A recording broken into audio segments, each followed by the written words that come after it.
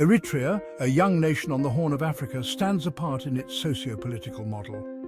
Emerging from a long and arduous struggle for independence, Eritrea has charted its own course.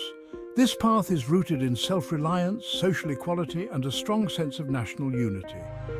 It is a model that has drawn comparisons to various socialist states, both past and present. However, Eritrea's experience remains uniquely its own, shaped by its history, geography, and the vision of its leadership.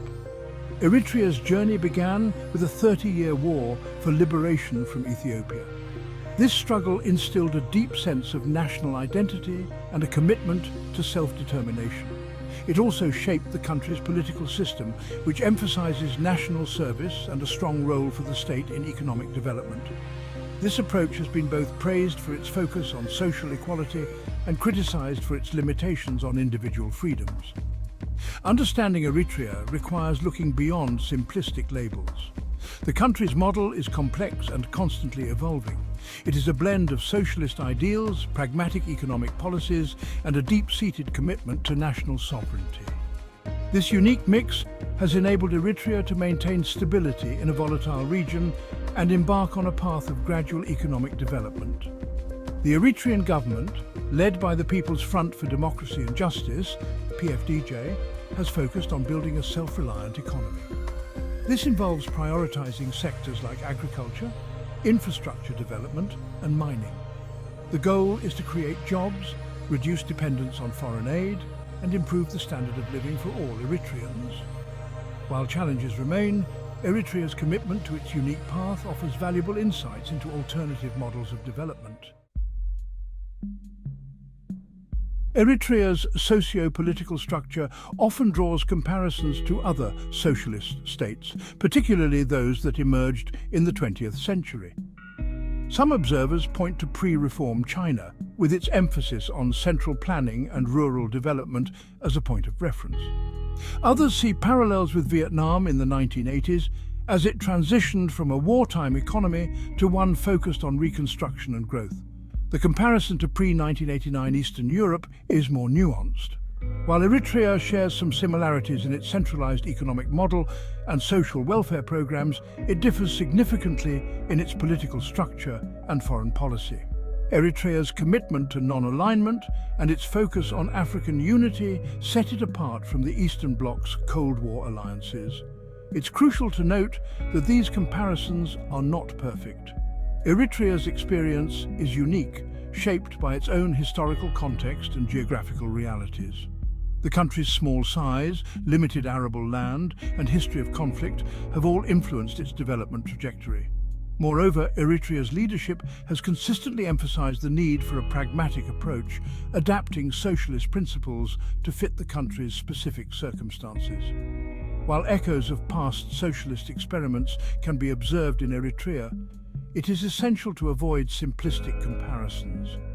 Eritrea's model is dynamic and constantly adapting to internal and external pressures. It's a model that prioritizes national unity, self-reliance, and social equity, values deeply ingrained in the Eritrean psyche after decades of struggle for independence.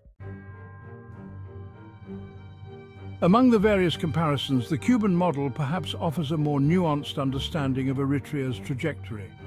Both nations share a history of revolutionary struggle, a commitment to social equality, and a strong sense of national pride. Like Cuba, Eritrea places a high value on education and healthcare, providing these services for free to its citizens. Additionally, both countries have faced significant economic challenges due to external pressures, including sanctions and isolation from major global powers. However, even the Cuban comparison has its limitations. While Cuba has gradually introduced market-oriented reforms, Eritrea remains more resistant to such changes. This difference stems partly from Eritrea's focus on maintaining its hard-won sovereignty and its skepticism of rapid liberalization. Section 4. The Egalitarian Compact Benefits and Drawbacks. Central to Eritrea's socio-political model is the concept of an egalitarian compact. This unwritten agreement emphasizes shared sacrifice and national unity as the foundation for progress. This approach has yielded positive results, particularly in areas like literacy, gender equality, and social cohesion. Eritrea has made significant strides in improving access to education and healthcare, achieving impressive literacy rates. Eritrea has also reduced maternal and child mortality. However, this egalitarian model also presents its own set of challenges. Critics argue that the emphasis on state control and national service can stifle individual initiative. Critics also claim it limits personal freedoms. The government's tight grip on the economy and restrictions on political dissent have drawn criticism from international human rights organizations.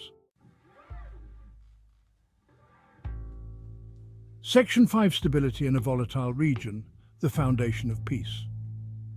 Despite its internal challenges, Eritrea stands out for its remarkable stability in a region often plagued by conflict and instability. Unlike many of its neighbors in the Horn of Africa, Eritrea has avoided large-scale ethnic violence and the rise of jihadist extremism. This stability can be attributed to several factors, including a strong sense of national identity, a history of shared struggle, and a government policy that prioritizes national unity above ethnic or religious divisions. Eritrea's success in maintaining peace and stability has come at a cost.